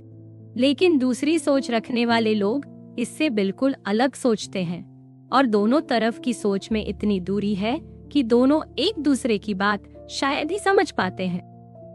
कुछ लोग मानते हैं कि सेक्स सिर्फ उसी वक्त सही होता है जब वो शादी के अंदर हो और बच्चे पैदा करने के इरादे से किया जाए। उनके हिसाब से शादी सिर्फ एक समझौता नहीं, बल्कि एक खास और पवित्र रिश्ता होता है जिसमें दोनों लोग एक होकर जुड़ते हैं। इसलिए अगर कोई शादीशुदा जोड़ा सिर्फ इसी मकसद से सेक्स करता है, तो वो नैतिक रूप से सही माना जाता है। उनके लिए केवल सहमति देना काफी नहीं, बल्कि ये भी जरूरी है कि सेक्स का मकसद शादी को मजबूत करना हो। लेकिन इस सोच को लेकर 3 बड़ी आपत्तियां उठती हैं। पहली, ये कि शादी को लेकर जो सोच बताई गई है वो ना तो साफ है और ना ही सभी को मानने लायक। दूसरी, ये कि सेक्स और बच्चे पैदा करने की बात को जोड़कर ही इसे सही या गलत ठहराना समझ नहीं आता। और तीसरी, ये कि सेक्स में सिर्फ संतान ही क्यों अहम मानी जाए, उसमें जो आनंद मिलता है वो क्यों नजरअंदाज किया जाए। कुछ लोग ये भी मानते हैं कि सेक्स का मकसद सिर्फ शादी या संतान नहीं होता। उनका कहना है कि अगर 2 लोगों के बीच प्यार है तो वो सेक्स कर सकते हैं, भले ही वो शादीशुदा न हो या एक ही लिंग के हो। कुछ लोग तो ये भी कहते हैं कि अगर 2 अजनबी सिर्फ सम्मान और स्नेह के साथ संबंध बनाते हैं, तब भी वो सेक्स सही हो सकता है। अब सवाल उठता है कि क्यों प्यार या सम्मान जैसी चीजें सेक्स में जरूरी मानी जाती हैं। इसकी वजह यह है कि सेक्स में खतरा होता है कि हम सामने वाले को सिर्फ अपने सुख का जरिया समझने लगते हैं। इस खतरे को कम करने के लिए प्यार या आपसी सम्मान को जरूरी बताया जाता है, ताकि रिश्ते में इंसानियत बनी रहे। हालांकि कुछ लोगों का ये भी कहना है कि प्यार और सम्मान के बावजूद भी लोग एक दूसरे को सेक्स में बस एक वस्तु की तरह देख सकते हैं। और अगर सेक्स बहुत ही ज्यादा ताकतवर एहसास बन जाए, तो ये प्यार और रिश्ते की सीमाएं भी तोड़ सकता है। कई बार तो ऐसा भी होता है कि लोग रिलेशनशिप में होते हुए भी किसी और की तरफ आकर्षित होने लगते हैं। सेक्स को लेकर कुछ और सवाल भी होते हैं जो सिर्फ सही या गलत की बात नहीं करते, जैसे क्या सेक्स अच्छा या बुरा हो सकता है सिर्फ अनुमति मिलने से नहीं, बल्कि व्यवहार और इरादे से। क्या कभी सेक्स करना एक नैतिक जिम्मेदारी भी बन सकता है? और क्या सेक्स वाकई में कोई खास नैतिक मुद्दा है, या बाकी चीजों की तरह उस पर भी वही आम नियम लागू होते हैं? पहले सवाल का जवाब है हाँ। सेक्स अच्छा या बुरा इस बात से भी तय हो सकता है कि वो कितने अपनापन, केयर और बराबरी से किया गया। जैसे कोई पार्टनर अपने साथी को ज्यादा ध्यान देता है, उसे प्यार से छूता है, या जो कुछ उसके लिए किया गया है उसी के बदले कुछ करता है। इन सब बातों से सेक्स सिर्फ मजा देने वाला नहीं, बल्कि एक नैतिक और अच्छा अनुभव बन सकता है। मतलब सेक्स सिर्फ इजाजत मिलने पर ही सही नहीं होता, बल्कि उसमें नियत और तरीका भी मायने रखता है। सेक्स में अगर अपनापन, प्यार और बराबरी हो तो वो हमारे अच्छे इरादों को दिखाता है। लेकिन यही सेक्स अगर गलत सोच या भाव से किया जाए तो उसमें बुराई भी आ सकती है, चाहे उसमें दोनों की सहमति क्यों न हो। जैसे कुछ उदाहरणों में एक छात्र अपने शिक्षक से अच्छे नंबर के बदले सेक्स करता है, या 2 लोग किसी की मौत के बाद रखी सभा में सेक्स कर लेते हैं। एक और मामला है जहां लीसा नैन्सी को नापसंद करती है, लेकिन फिर भी उसके साथ सेक्स करती है ताकि उसे नीचा दिखा सके, और नैन्सी सब जानकर भी ये मंजूर करती है। वहीं ओमर नाम का एक लड़का सिर्फ अपनी तारीफ सुनने और खुद को अच्छा महसूस कराने के लिए लगातार कई लोगों से सेक्स करता है और आखिरी में थक कर भी एक और बार इसलिए करता है क्योंकि सामने वाला आकर्षक। इसी तरह इसाबेल अपने बॉयफ्रेंड के गुस्से से बचने के लिए बिना चाहत के सेक्स करती है, जबकि उसे मालूम है कि उसे हर बार हाँ कहना जरूरी नहीं है। इन सब में दोनों की रजामंदी है, लेकिन इन हर एक मामले में कोई ना कोई कमी या बुराई है, जैसे बेईमानी, लालच, नीचता, घमंड या डर। इसका मतलब ये हुआ कि केवल सहमति होने से कोई सेक्स अच्छा नहीं बन जाता। हाँ, इतना जरूर कहा जा सकता है कि शायद उसे गलत नहीं कहा जा सकता अगर उसमें किसी को सीधा नुकसान ना हो। जहाँ तक सेक्स को लेकर जिम्मेदारी की बात है, तो सबसे मजबूत मामले रोमांटिक और प्यार भरे रिश्तों में देखे जाते हैं, खासकर जब रिश्ता एक ही पार्टनर के साथ हो। ऐसे रिश्तों में सेक्स एक अहम हिस्सा होता है। हालांकि आमतौर पर किसी को धमकी देना कि अगर उसने सेक्स नहीं किया तो उसे नुकसान होगा, ये गलत है। लेकिन अगर कोई कहे कि सेक्स नहीं किया तो रिश्ता खत्म कर दूंगा, तो रिश्ता खत्म कर दूंगा, तो ये बात इतनी सीधी गलत नहीं मानी जाती। इससे पता चलता है कि सेक्स को लेकर कुछ जिम्मेदारियां होती हैं। अब सवाल ये है कि क्या प्यार वाले रिश्तों के बाहर भी कोई सेक्स को लेकर नैतिक जिम्मेदारी हो सकती है? अगर सेक्स को एक बुनियादी जरूरत माना जाए, तो कुछ लोग मानते हैं कि जरूरी नहीं कि हर बार सेक्स सिर्फ निजी रिश्तों में ही हो सकता है कि किसी इंसान को शारीरिक या मानसिक वजहों से सेक्स की जरूरत हो और वो किसी के साथ ये रिश्ता बना ना पाए। ऐसे में कुछ लोग सोचते हैं कि समाज को ऐसे लोगों की मदद के लिए एक अलग तरह की प्रोफेशनल हेल्प देनी चाहिए। कुछ लोग मानते हैं कि जिन लोगों को शारीरिक या मानसिक दिक्कतों की वजह से सेक्स नहीं मिल पाता, उन्हें भी सेक्स का हक मिलना चाहिए, ताकि वो भी एक सामान्य और संतुलित जीवन जी सके। उनका कहना है कि अकेले हस्तमैथुन इसका पूरा विकल्प नहीं होता, इसलिए उन्हें भी किसी के साथ सेक्स करने का मौका मिलना चाहिए। मगर कुछ लोगों का कहना है कि ऐसा करना महिलाओं के साथ भेदभाव जैसा हो सकता है, क्योंकि सेक्स की मांग अक्सर पुरुषों की तरफ से आती है। और कुछ का कहना है कि अगर किसी को सेक्स का हक दिया जाएगा, तो इसका मतलब ये होगा कि किसी और की मर्जी के खिलाफ सेक्स करवाना भी सही मान लिया जाएगा, जो कि गलत है। कई लोग इस बात पर सहमत हैं कि अगर सेक्स का हक देना है, तो उसका मतलब ये नहीं होना चाहिए कि किसी को सेक्स पार्टनर दिया जाए, बल्कि इसका मतलब ये होना चाहिए कि लोगों को सेक्स से जुड़ी शिक्षा दी जाए, उन्हें अपनी यौनिकता को समझने और अपनाने में मदद मिले।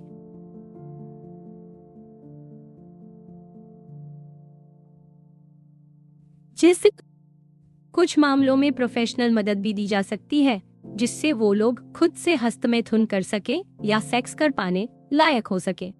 लेकिन जब सेक्स पार्टनर देने की बात नहीं रह जाती, तो ये साफ नहीं होता कि जो बचा है, जैसे शिक्षा या टॉय, क्या वो वाकई सेक्स का अधिकार कहलाता है या नहीं। हो सकता है कि सेक्स से जुड़ी कुछ जिम्मेदारियां बिना किसी अधिकार के भी हों, जैसे किसी की भूख का ध्यान रखना, वैसे ही किसी की सेक्स से जुड़ी जरूरत का भी। लेकिन ये साफ नहीं है कि ऐसे में जिम्मेदारी कौन निभाएगा, उसे निभाने का तरीका क्या होगा, और क्या उसमें पार्टियों की लैंगिक पहचान या यौन झुकाव मायने रखे। ये सब काफी मुश्किल सवाल हैं, क्योंकि किसी की यौन जरूरत किस हद तक पूरी हुई है, ये उसकी पसंद और चाहत पर निर्भर करता है। जैसे एक सीधे पुरुष की जरूरत शायद एक समलैंगिक पुरुष नहीं पूरी कर पाएगा, और महिलाओं से ये उम्मीद करना कि वो मर्दों की जरूरतें पूरी करें, ये भी सही नहीं लगता। अगर किसी की जरूरत सिर्फ हस्तमैथुन से पूरी नहीं होती, तो सवाल ये उठता है कि फिर कैसे उसकी जरूरत पूरी की जाए, और क्या वो जरूरत इतनी गहरी है कि उसके लिए किसी पर जिम्मेदारी डाली जाए। आखिर में यही आपत्ति सामने आती है कि किसी की सेक्सुअल आजादी इतनी जरूरी है कि उसके साथ कोई जबरदस्ती नहीं की जा सकती, फिर चाहे किसी को जरूरत ही क्यों ना हो। अब ये भी हो सकता है कि किसी और की जरूरत पूरी करने की कोई जिम्मेदारी ना हो, लेकिन अपने आप से कुछ जिम्मेदारियां हो। जैसे कुछ लोग मानते हैं कि कुछ यौन पसंदें ऐसी होती हैं जिन्हें बदलने की जरूरत होती है, जैसे कि बच्चों की तरफ झुकाव रखने वालों को सिर्फ इस पर काबू नहीं पाना चाहिए, बल्कि अपनी पसंद को ही बदलने की कोशिश करनी चाहिए। कुछ लोगों का मानना है कि अगर किसी को खास रंग, जाति, उम्र या शरीर के आकार को लेकर खास झुकाव है या बिल्कुल भी नहीं है, तो उसे भी बदलना चाहिए। लेकिन ये बातें काफी विवादास्पद हैं, क्योंकि ये साफ नहीं है कि ऐसी पसंदें शुरू से ही गलत है या नहीं, और कई बार ये पसंदें इंसान के बस में भी नहीं होती, जैसे कि किसी खास उम्र के प्रति आकर्षण या किसी की त्वचा का रंग। कुछ लोग मानते हैं कि कोई भी ऐसा काम जो आम तौर पर गलत माना जाता है, वो सिर्फ इसलिए सही नहीं हो जाता क्योंकि वो सेक्स के नाम पर किया गया। और अगर सेक्स में कुछ गलत है तो वो उसी वजह से होगा जो बाकी जगहों पर भी गलत मानी जाती है। लेकिन सेक्स से जुड़े कुछ मामले ऐसे होते हैं जो सिर्फ सेक्स की वजह से अलग हो जाते हैं, जैसे किसी का शरीर जबरदस्ती छूना या सेक्स करना। वो इसलिए और गंभीर हो जाता है क्योंकि लोग ऐसे अनुभवों को बहुत ही गहरे और तकलीफदेह तरीके से महसूस करते। इसलिए सेक्स में सहमति बहुत अहम बात मानी जाती है। कुछ सोचने वालों का ये भी कहना है कि सेक्स की चाह में इंसान दूसरों को सिर्फ एक चीज समझने लगता है और यही बात सेक्स को अलग बनाती है। और कुछ का मानना है कि सेक्स के कुछ काम इसलिए गलत या सही होते हैं क्योंकि उनमें ज्यादा या कम कंट्रोल होता है, जैसे किसी के एक्स पार्टनर से बदला लेने के लिए उसका साथी फंसाना। अब बात करते हैं सहमति की। चाहे कोई सोच परंपरागत हो, आजाद ख्याल वाली हो या बहुत ही खुली सोच रखने वाली हो, हर किसी के लिए सेक्स में सहमति सबसे जरूरी बात मानी जाती। ज्यादातर लोगों का मानना है कि अगर किसी ने अपनी मर्जी और समझदारी से हाँ कहा है तो वही सेक्स को नैतिक रूप से सही बनाता है। हाँ, ये जरूरी नहीं कि इससे वो सेक्स अच्छा भी हो, लेकिन कम से कम सही तो होता है। सहमति की खासियत ये है कि वो किसी गलत काम को सही बना देती है। जैसे अगर कोई किताब बिना पूछे उठा ले तो वो चोरी कहलाएगा, लेकिन अगर इजाजत लेकर ले तो वो उधार या गिफ्ट हो सकता है। सवाल ये उठता है कि क्या सेक्स में सहमति को अलग और खास तरीके से देखा जाना चाहिए, जैसे कि किसी के शरीर को छूने की बाकी चीजों से, जैसे एक कंधे की मालिश या मेडिकल जांच में जो छूना होता है, क्या वो सेक्स वाली सहमति से अलग है? कुछ लोग मानते हैं कि सेक्स में शरीर से हमारा जुड़ाव अलग होता है, इसलिए उसमें सहमति की अहमियत भी और ज्यादा हो जाती है। लेकिन इस बात को साफ समझाने के लिए हमें शायद इंसान की शारीरिक चाहत और उसके विकास की कहानी भी देखनी पड़े। इस तरह से देखा जाए तो सेक्स के मामले में सहमति सिर्फ एक नियम नहीं, बल्कि इंसान की इज्जत और उसकी आजादी से जुड़ा हुआ एक अहम मुद्दा है। अगर कोई सेक्स करने से पहले साफ साफ और सही तरीके से हाँ कहता है, तो कई लोग मानते हैं कि वही सेक्स को नैतिक रूप से सही बनाता। इसका मतलब ये है कि जब तक सामने वाला पूरी तरह से और अपनी मर्जी से हाँ नहीं कहता, तब तक सेक्स सही नहीं माना जा सकता। लेकिन असली सवाल ये है कि कोई इंसान जब हाँ कहता है तो उसे सही हाँ मानने के लिए क्या क्या जरूरी है। सिर्फ मन में सोच लेना कि मैं तैयार हूँ काफी नहीं होता, क्योंकि अगर उसने सामने वाले को कुछ साफ साफ नहीं कहा और फिर भी दूसरा इंसान सेक्स कर ले तो मामला गलत हो सकता है। इसलिए ये भी जरूरी है कि अपनी मर्जी को किसी न किसी तरह से साफ तरीके से बताया जाए। अब सवाल ये भी उठता है कि क्या सिर्फ जोश में दिखना यानी उत्साह दिखाना हाँ कहने के लिए काफी है या नहीं। एक और बात यह है कि जब कोई सेक्स के लिए हाँ कहता है तो वो किस चीज के लिए हाँ कह रहा है, ये भी साफ होना चाहिए। मतलब अगर किसी ने सिर्फ किस के लिए हाँ कहा है तो इसका मतलब ये नहीं कि उसने बाकी सब चीजों के लिए भी इजाजत दे दी है, जैसे ओरल सेक्स या शरीर में प्रवेश वाला सेक्स। हर स्टेप के लिए अलग अलग और साफ सहमति जरूरी है। सही सहमति के लिए दो सबसे अहम बातें होती हैं, जबरदस्ती ना हो और धोखा ना हो। अगर किसी को डर या दबाव में हाँ कहनी पड़ी हो तो वो सहमति नहीं मानी जाती, और अगर किसी को झूठ बोलकर या अधूरी जानकारी देकर मनाया गया हो तो भी वो सहमति सही नहीं मानी जाएगी। इसके अलावा इंसान का दिमागी तौर पर ठीक होना और भावनात्मक रूप से समझदार होना भी जरूरी है। मतलब अगर कोई बहुत नशे में है या बहुत छोटा है तो उसकी हाँ को सही हाँ नहीं कहा जा सकता। अगर सिर्फ जानकारी दे देना ही सही सहमति है तो दिमागी और भावनात्मक समझ जरूरी है। लेकिन अगर सही समझ के साथ सोचने और फैसला करने की क्षमता की बात हो तो शायद ये अलग से बताने की जरूरत। एक और जरूरी बात ये भी है कि अगर कोई रिश्ता ताकत के असमान स्तर पर है, जैसे एक बहुत ताकतवर इंसान और दूसरा कमजोर, तो भले ही जबरदस्ती या धोखा ना, फिर भी इसे फायदा उठाने जैसा माना जा सकता है। ऐसे में भी सहमति सही नहीं मानी जा सकती। अब सवाल उठता है कि क्या सही सहमति ही किसी सेक्स को नैतिक रूप से सही बना देती? कुछ लोग मानते हैं कि नहीं, उनके मुताबिक सिर्फ हाँ कह देना ही काफी नहीं होता, बल्कि रिश्ता प्यार भरा, इज्जत वाला या शादी जैसा होना चाहिए। और अगर कोई सोचता है कि सेक्स की चाह इंसान को दूसरे को एक चीज समझने पर मजबूर करती है, तो फिर उस सोच में तो कोई भी सहमति गलत काम को सही नहीं बना सकती। एक और वजह जिससे सहमति को नाकाफी माना जाता है वो है नुकसान। अगर सेक्स से किसी एक को या दोनों को नुकसान होता है तो सिर्फ हाँ कहने से वो सही नहीं हो जाता। खास तौर पर तब जब कोई महिला सिर्फ इसलिए सेक्स कर रही हो कि उसका पार्टनर नाराज न हो जाए, तो वो सेक्स उसकी असली चाहत से नहीं हो रहा होता। इससे उसे मानसिक नुकसान हो सकता है और उसकी आजादी भी प्रभावित होती है। कुछ लोग मानते हैं कि ये सोच ज्यादा रोक टोक वाली है, मतलब किसी को उनके खुद के फैसले लेने से रोका जा रहा है।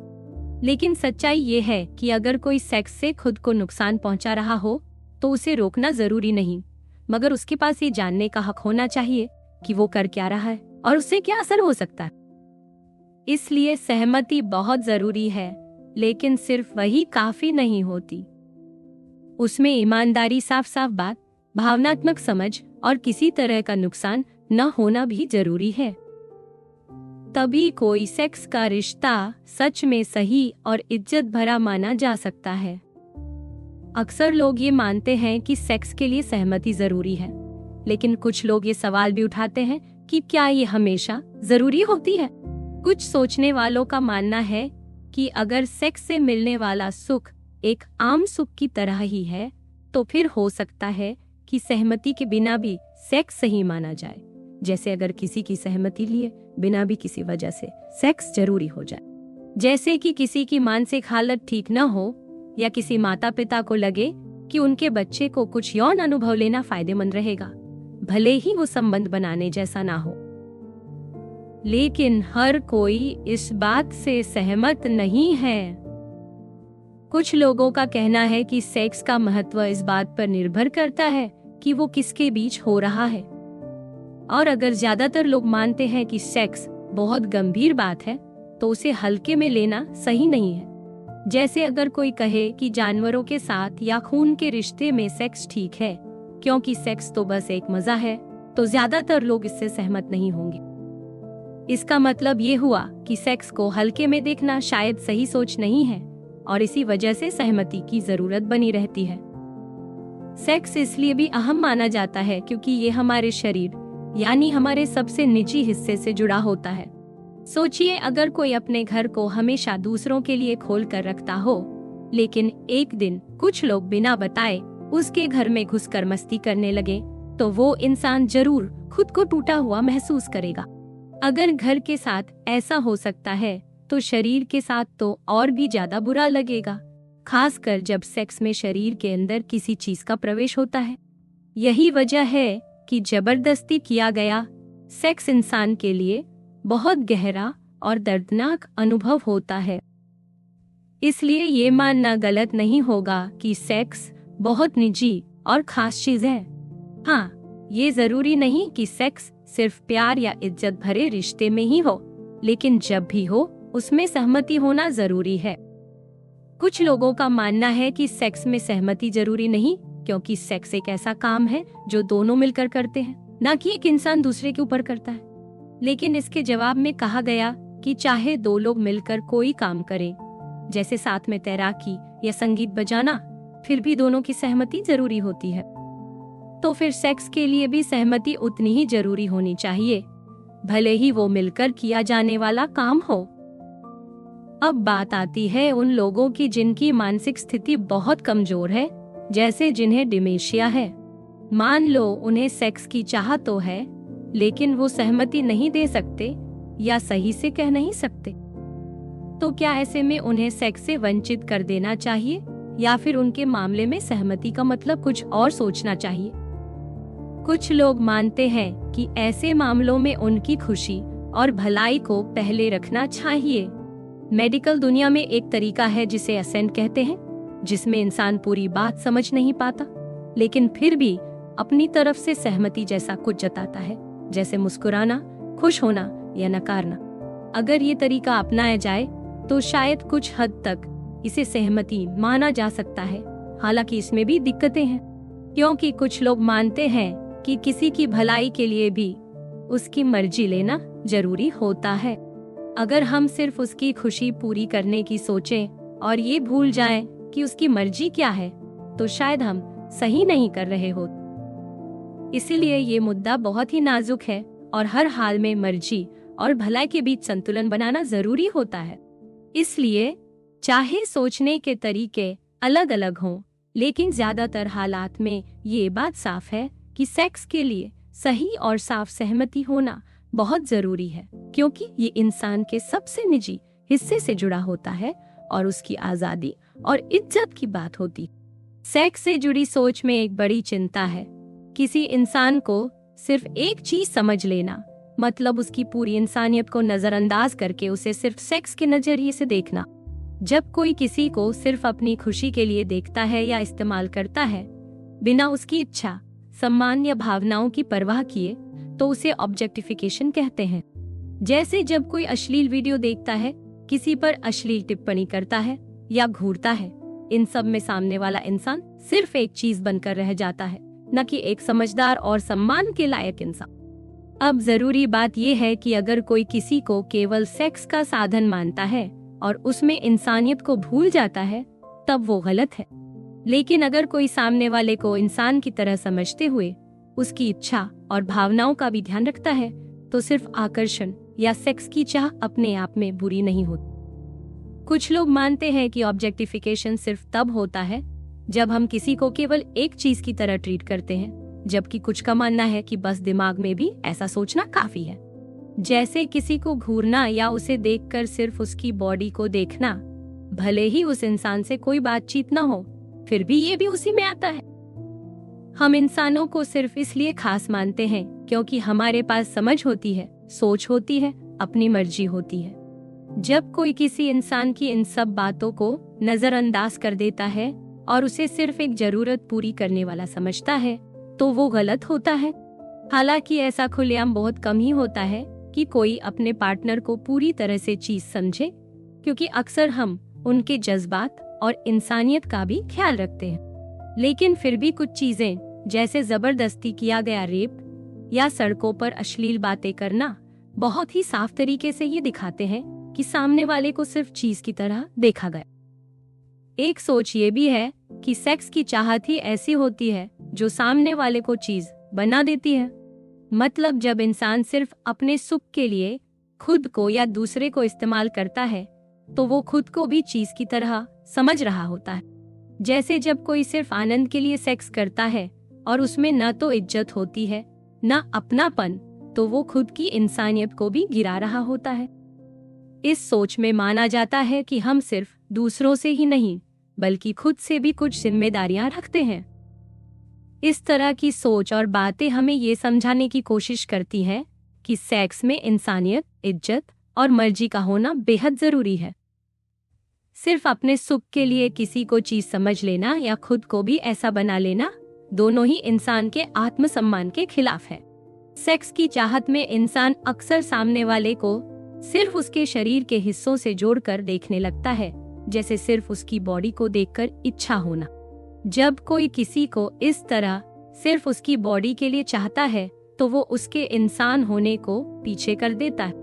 आम रिश्तों में हम दूसरों के हुनर, बात करने के ढंग या किसी काम में मदद जैसी चीजों की कद्र करते हैं। पर सेक्स की चाहत में अक्सर इंसान सिर्फ शरीर पर फोकस करता है। इसीलिए ये कहा गया है कि सेक्स की इच्छा खुद में ही किसी इंसान को चीज बना देती है।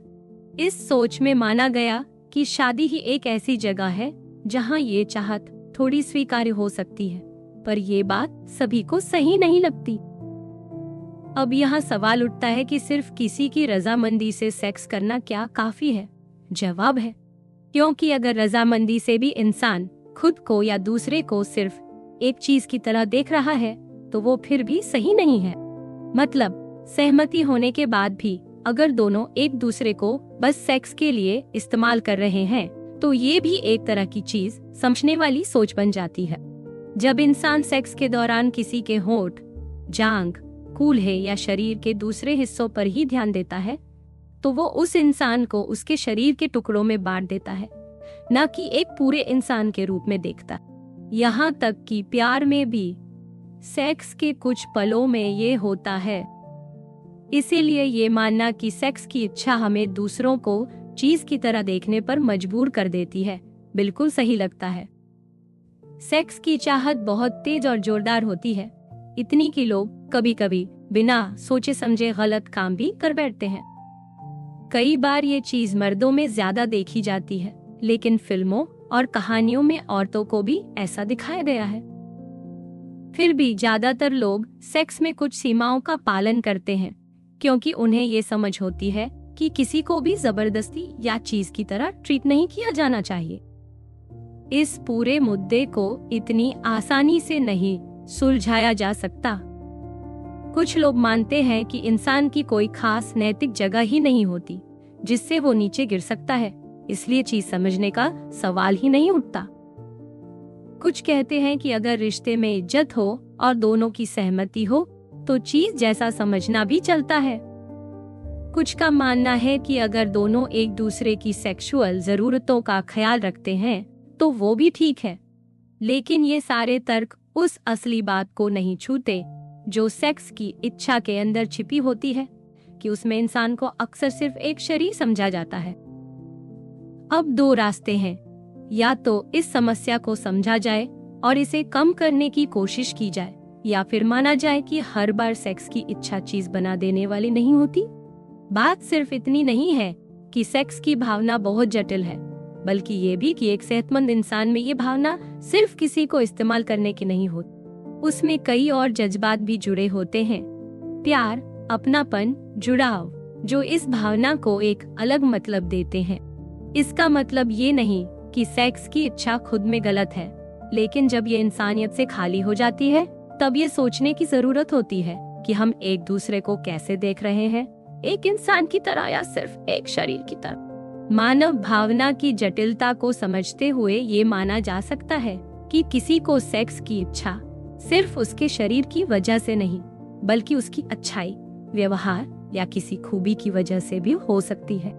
लेकिन जब एक बार ये इच्छा पैदा होती है तो वो व्यक्ति उस इंसान के शरीर और उसके हिस्सों की तरफ ही ज्यादा खिंचाव महसूस करता है। यानी सेक्स की इच्छा में अपनापन हो सकता है, पर वो बहुत बार खुदगर्ज भी होती है। फिर भी ये जरूरी नहीं कि हर बार ये भावना अपमानजनक ही हो। अगर उसमें अपनापन और दूसरे की परवाह शामिल हो तो बात कुछ और बन सकती है। हालांकि ये समझना मुश्किल है कि ये बदलाव कब और कैसे होता है। सेक्स की भावना को बेहतर बनाने के लिए उसमें प्यार, इज्जत और समझदारी जैसी भावनाओं को गहराई से शामिल करना पड़ता है। सिर्फ ऊपर से जोड़ने से कुछ नहीं होता। सेक्स की हर स्थिति में वस्तु जैसा व्यवहार नहीं होता। अगर किसी इंसान की सेक्स की इच्छा नहीं है फिर भी कोई सेक्सुअल एक्ट कर रहा है तो शायद वो उस व्यक्ति को चीज की तरह नहीं देख रहा है। और अगर सेक्स में चीज जैसा व्यवहार हो भी रहा हो तो उसकी गंभीरता भी हर बार एक जैसी नहीं होती।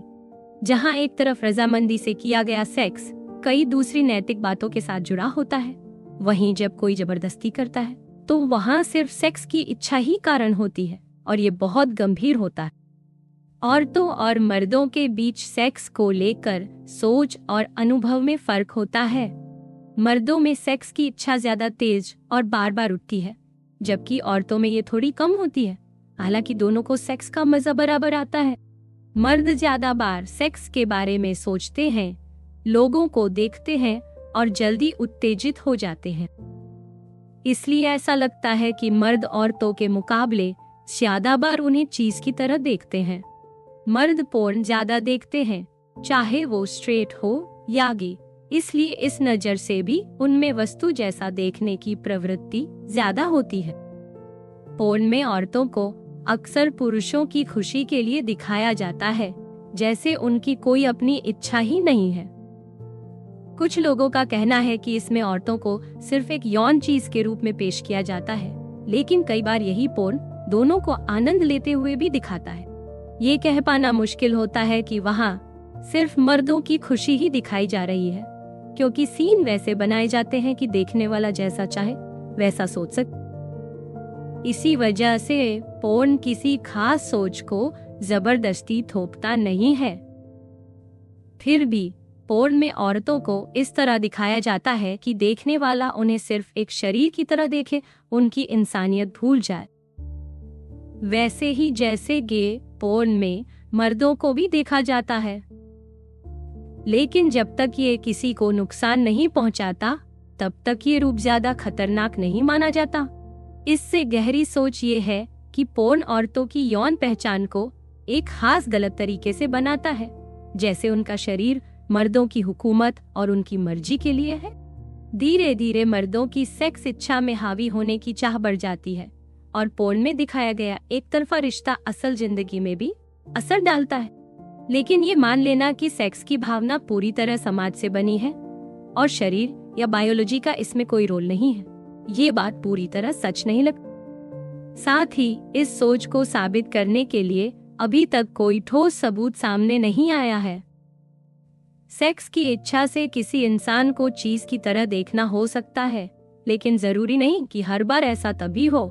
जैसे कोई आदमी किसी लड़की पर सीटी बजाकर अपने दोस्तों के बीच खुद को मर्दाना दिखाना चाहता है, तो इसमें भी लड़की को चीज की तरह देखा जा रहा है, भले ही उसकी तरफ कोई सेक्स वाली भावना न हो।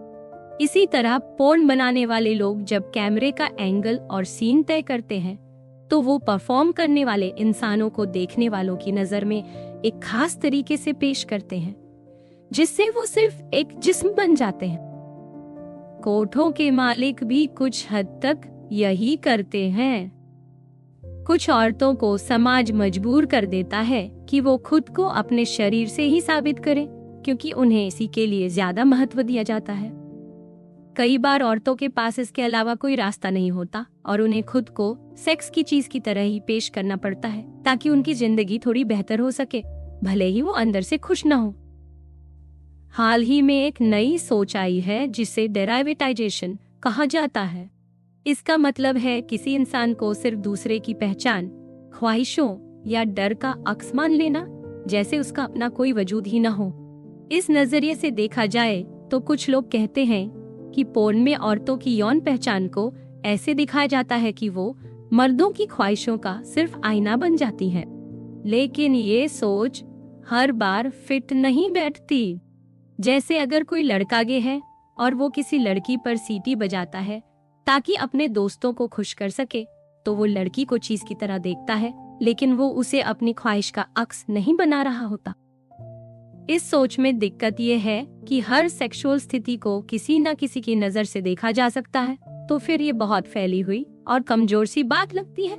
सेक्स को लेकर एक और सोच ये कहती है कि जो नेचुरल सेक्स होता है उसमें दो लोग एक दूसरे की इच्छा को महसूस करते हैं और एक दूसरे की उत्तेजना से खुद उत्तेजित होते हैं। इसमें गहराई होती है, एक की खुशी दूसरे को और ज्यादा महसूस होती है और ये सिलसिला चलता रहता है।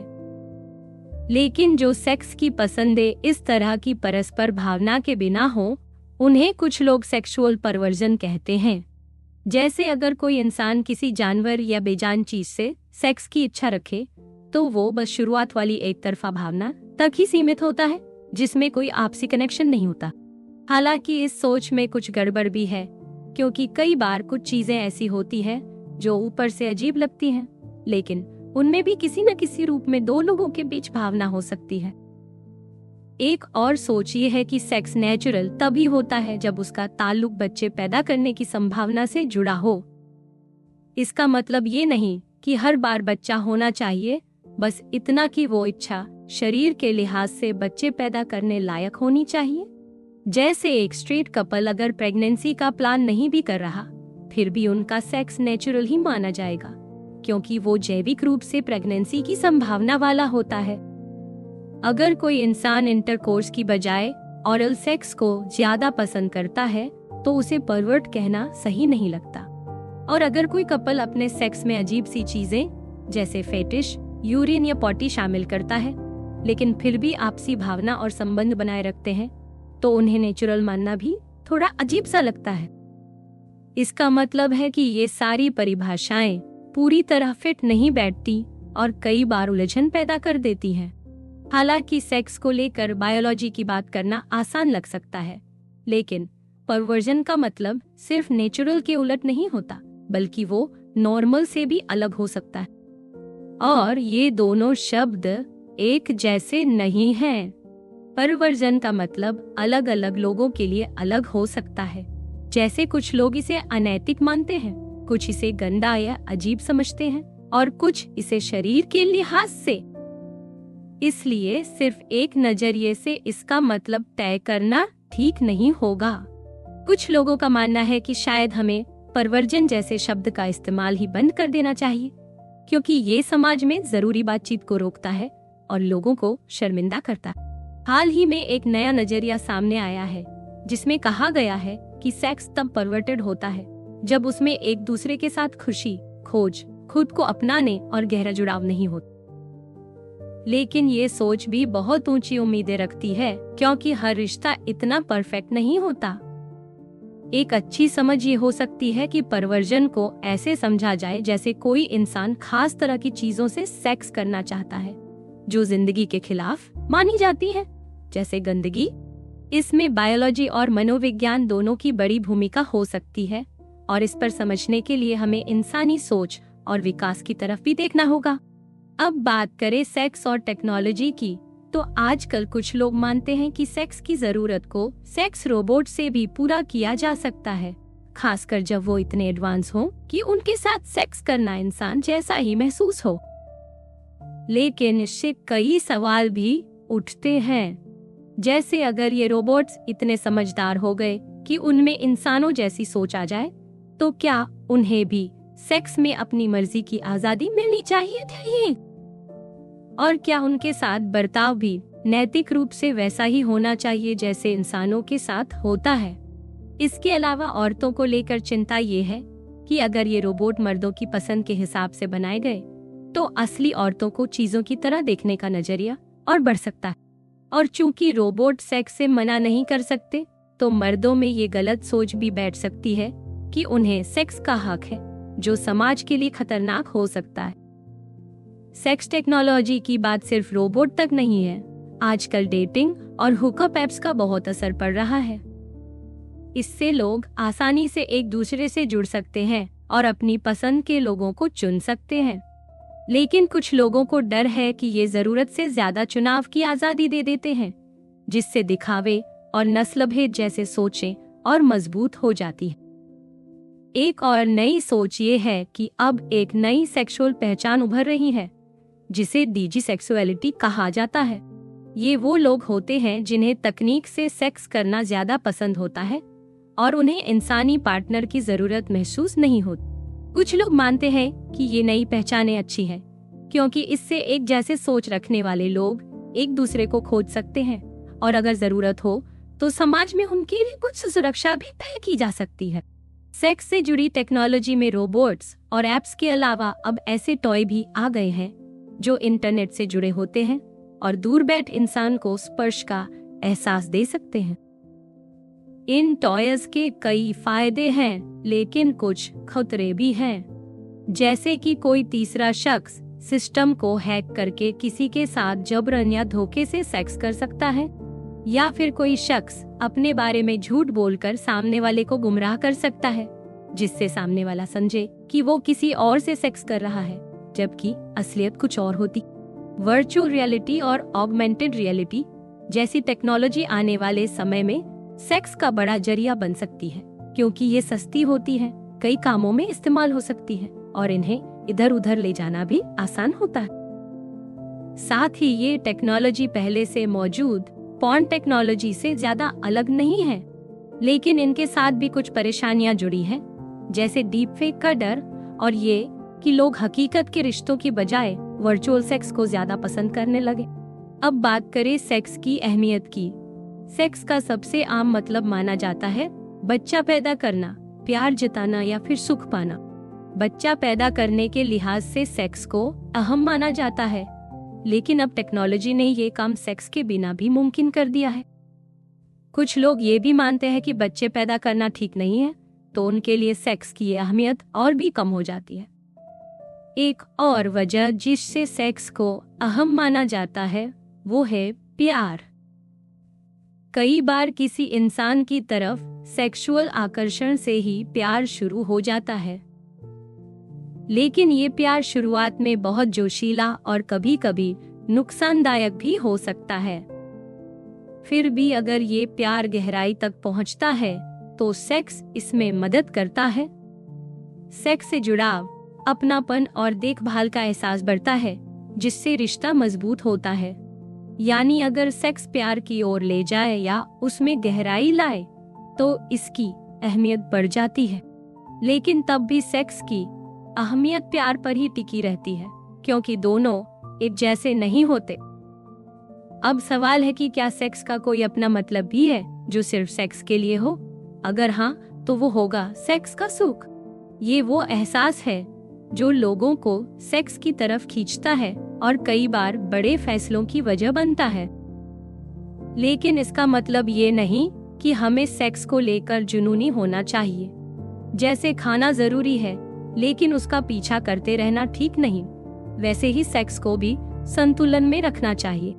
लोग जिंदगी में बहुत सी चीजों के पीछे वक्त और मेहनत लगाते हैं, जैसे एक्टिंग करना, खेलना, लिखना, घूमना या परिवार बसाना। इनमें से ज्यादातर कामों की कोई न कोई अहमियत होती है, चाहे वो दूसरों को छोटी क्यों न लगे।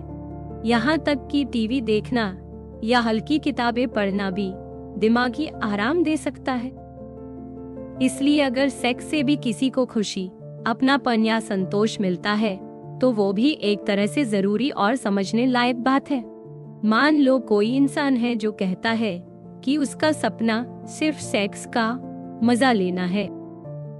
वो कहता है कि वो जवान है, ठीक ठाक दिखता है और आजकल की तकनीक से आसानी से लोगों से जुड़ सकता है। उसे सेक्स करना अच्छा लगता है, इससे उसे खुशी मिलती है। सेक्स के बीच में वो दोस्तों से मिलता है, जिम जाता है, फिल्में देखता है। लेकिन उसकी असली खुशी और जिंदगी का मकसद है सेक्स का सुख पाना। अब सवाल ये है कि क्या कोई ऐसा ठोस तर्क है जिससे हम कह सकें कि ये सोच गलत है, खासकर अगर उस इंसान के अंदर कोई और बड़ी कला या हुनर भी हो। हो सकता है कुछ लोग कहें कि सेक्स का पीछा करना उतना अच्छा नहीं जितना बड़ी किताबें पढ़ना, लेकिन ये कहना भी पक्के तौर पर सही नहीं लगता।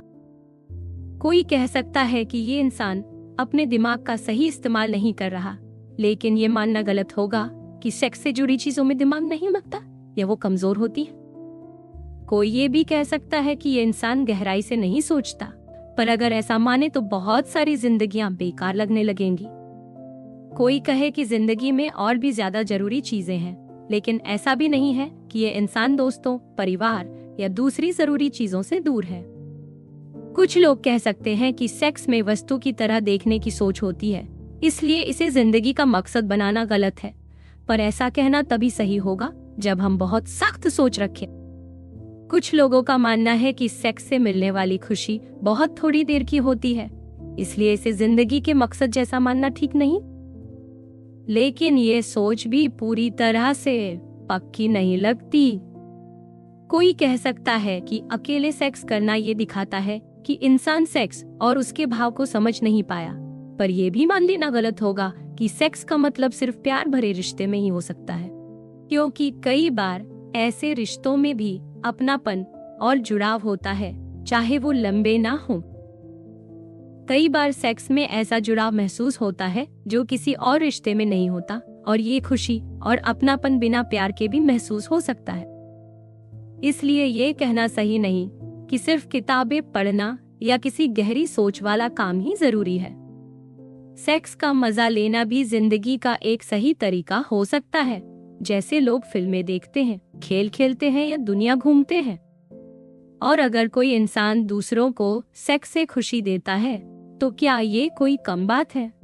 शायद हमें इंसानी गरिमा की पहचान सेक्स की ताकत से भी करनी चाहिए, ना कि उससे ऊपर किसी और ऊंची चीज की तलाश में रहना चाहिए। अगर कोई इंसान सही तरीके से अपनी जिंदगी जी रहा है, अगर वो कुछ और शौक भी रखता है जो बुरे वक्त में उसका साथ दे, जब सेक्स की जगह कम हो जाए और दोस्त भी व्यस्त हो जाए, तो उसकी जिंदगी भी उतनी ही कीमती है जितनी किसी और। इससे कम मानना घमंड और दिखावा ही होगा।